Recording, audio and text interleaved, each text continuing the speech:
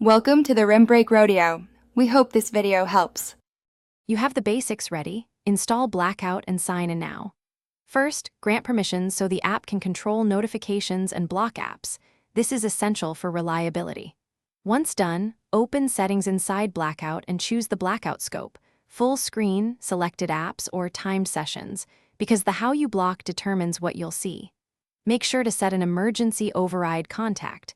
That keeps safety while enforcing focus. Now proceed to pick apps to restrict and save the profile. You're configuring the core workflow now. Start by creating profiles, work, sleep, study, because grouping rules avoids constant tweaks. Next, add recurrence and geofence triggers so Blackout activates automatically. This prevents manual errors. Once set, apply whitelist exceptions for urgent apps and allow a one-time bypass code so you aren't locked out. Make sure to link Blackout with your calendar and do not disturb settings for consistency. This reduces false positives and keeps interruptions predictable and intentional. You're almost done. Run a test session for 5 to 10 minutes and watch behavior closely.